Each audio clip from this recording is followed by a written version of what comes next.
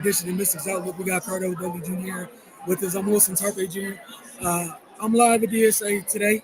The Mystics, tough one tonight. This afternoon, rather, they fell to the Lynx 78-71. Been kind of several tough outings against this team. The past couple times they've been out. Ricardo, what did you take away from this one? Because yet again, another game where they were in it for 3 quarters. Like they had the lead after 3 quarters, and then just fourth quarter. The shot selection.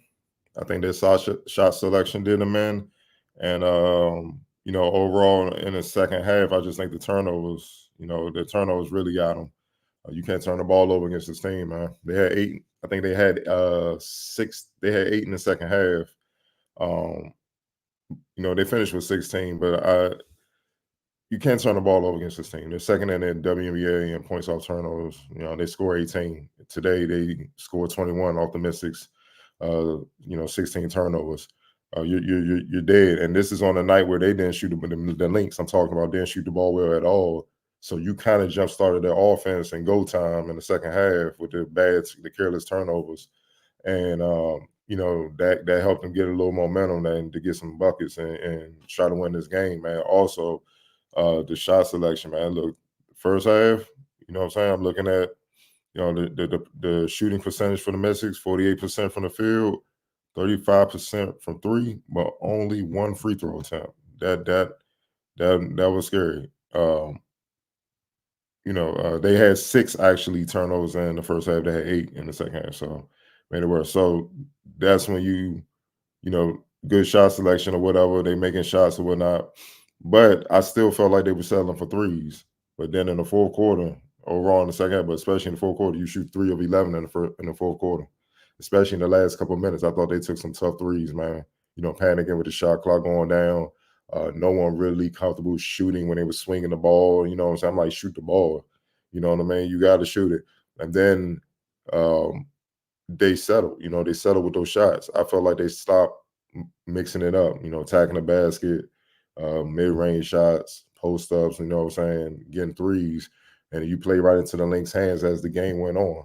And you had your opportunities, but against a team when they're not shooting the ball well, but they're a championship contending team, you don't have much room for error. And I just felt like they didn't take advantage of the opportunities they had. They're trying to capitalize on certain moments, especially late in the game when they had it. You know what I mean? It was like right after Dawson hit that 3. It's like it's in a sense they got tight, and they just took some tough shots, and it's just like, they turned down some. I get the Lynx on the string defensively. Believe me, I get it. That's why they're in the mix to win the championship.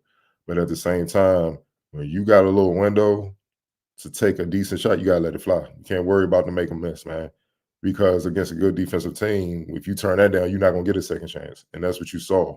When they were swinging the ball, I felt Dawson had the 3. I'm like, you just hit a big 3, shoot it. She passed it to Aaliyah Edwards, and Aaliyah Edwards was on the drive. Luckily, she took a foul, but Dawson was like, shoot it. We all know Aaliyah's a rookie. She's not comfortable shooting that right now. You shoot it. You know what I'm saying? I'd rather live with the Dawson 3. You one of the top 3-point shooters. You see what I'm saying? It's little mistakes like that down the stretch, whereas Courtney came down, mid-range, draw the foul, free throws. Fees, and 1, free throw. Little stuff like that. Bridget Carlton, Ariel kind of was helping a little too much. It was hard for her to recover out the corner. Carlton could have hit that. Nope, I'm going to drive in. Little basic fadeaway, mid-range. Bop. Thank you. I mean, that's what – come on, man. That's like a 7-8 on run right there, down the stretch. And all they did was just take what the Mystics gave them defensively. That's the difference in why they won the game. And that's the difference why this team is competing for a championship. On an off night, they still they found a way to win, whereas the Mystics are still trying to figure things out, you know what I'm saying, overall. You know what I mean? As of late, they've been playing better, but they still not at that level. And that's what made it all more, a little frustrating down the stretch. It's like, man, you had openings and you had openings, and you just didn't run the ball up that hole, or you didn't, so to speak. You had an opening to land that punch. You didn't throw the punch, and now they knocked you out. You know what I'm saying? And that's what you saw. Also, the bench. The bench been playing well. They didn't get. Minnesota made sure they didn't give them that boost tonight. You know what I mean? So, it's a tough loss, man. They obviously got 5 games left. gonna see what happens tonight. Could be, where everybody situation where everybody lose, but look, and it's getting to that time, man. You can't afford no more losses, man. You right there. Got a game against the Sky, 2 straight games against the Dream, and that to me will determine what it is. You know what I'm saying? Even with 2 games left, so they got to clean up the little things, man. And the shot selection, stop panicking, man. I feel like they got enough vets where they know better. You know what I mean? Just take even if it's not a great shot, take the shot that's there and stop settling.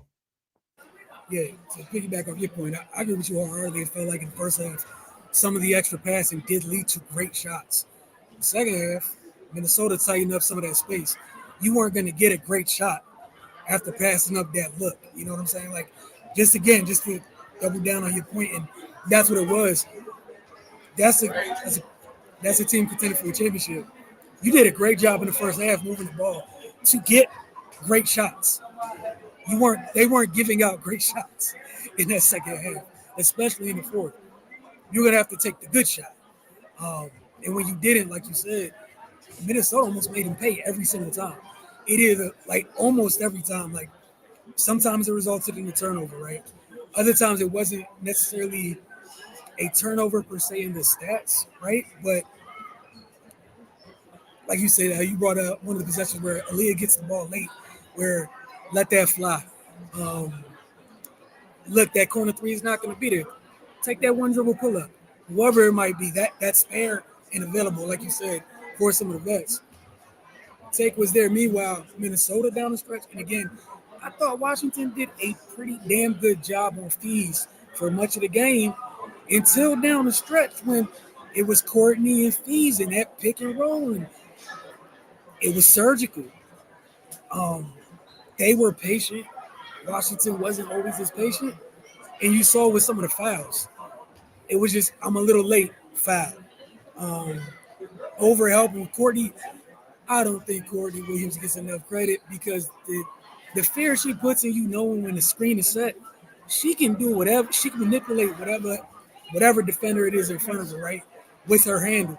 And then again, unlike, all there are good guards in this league that are good mid-range shooters.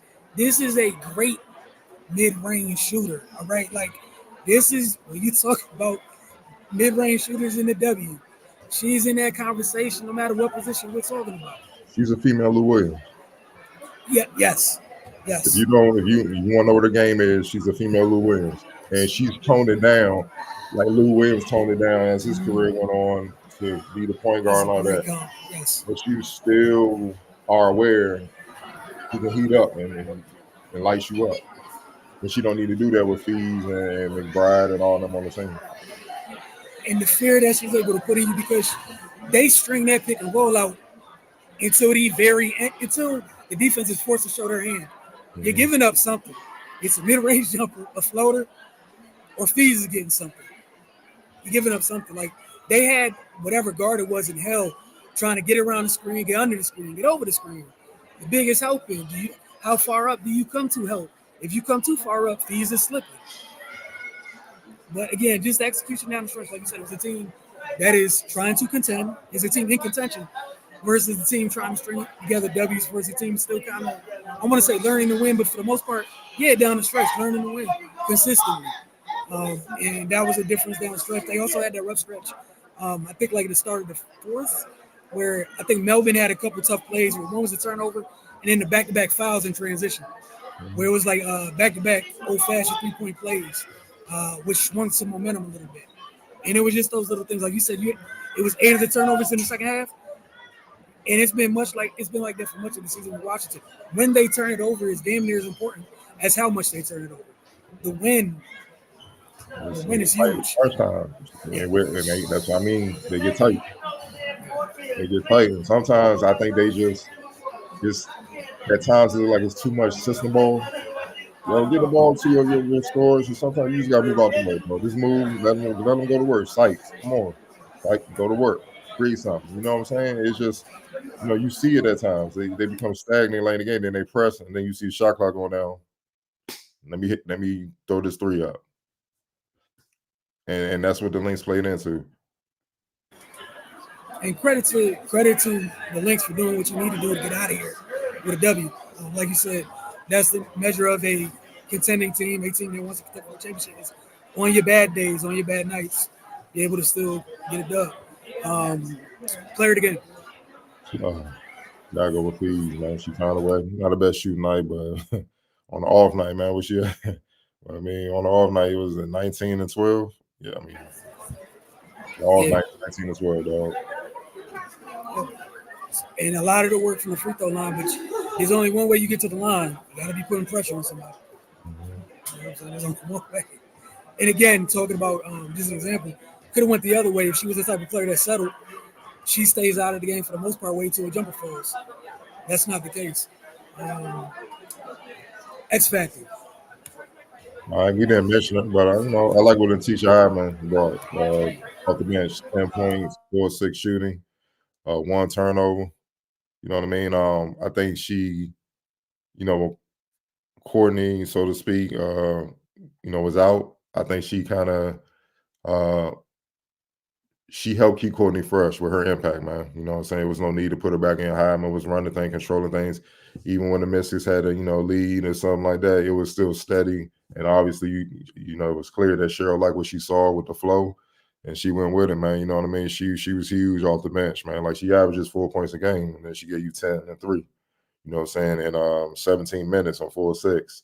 Like I said, the little things, when Fees is struggling, when McBride was struggling, she 4 for 6. Carlton struggling. She stepped up, and that's why they got the narrow one.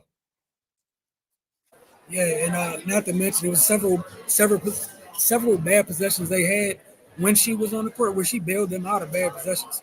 Yeah, Where you know what I'm saying? Just honestly, everything you said agree with, but those possessions were huge because if those possessions don't work out in their favor, they don't make something of those possessions. Washington's at home. There could be transition opportunities for that second group. Where we've seen that second group carry a lot of weight. Like I mean, land heavyweight title bout type blows during this last 4 to 6 games for Washington. And I thought she did a great job of kind of controlling the game for the second unit for the Lynx. Um, but she was a little bit more steady than Melbourne tonight, right. which was big. The last thing before you go, the Lynx was 17 and 17 from the line, 11 of 11 in the second half. 11 of 11 in the second half. That tells you what it was. Let me go to the fourth. Yeah, the fourth quarter alone, they were 9 for 9. In winning time. 9 for 9 from the line. In winning time. And that's the thing. And I think sometimes, like I said, we get out of here.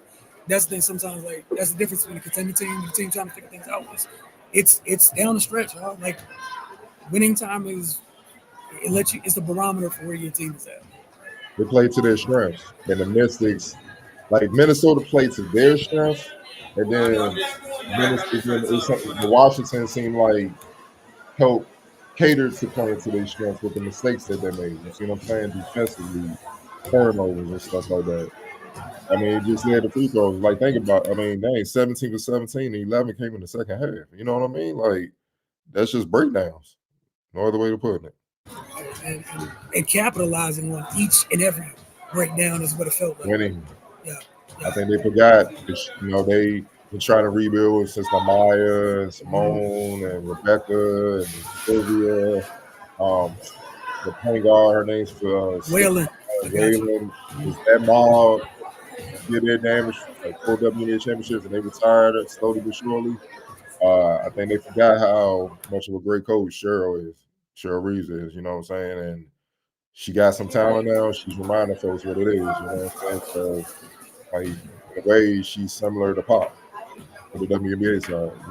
Same type of damage. So we can win it destroying you, or we can win it playing chess and just calculate the moves. It's however you want it. Man, and again, for watching, like you said, big 3 game stretch coming up. 2 of the next 3 on the road. Next Sunday, they're back at home. But like you said, you got a chance to, if you're able to get it done, you have an opportunity to take wins from the team standing in between you in the 8th spot.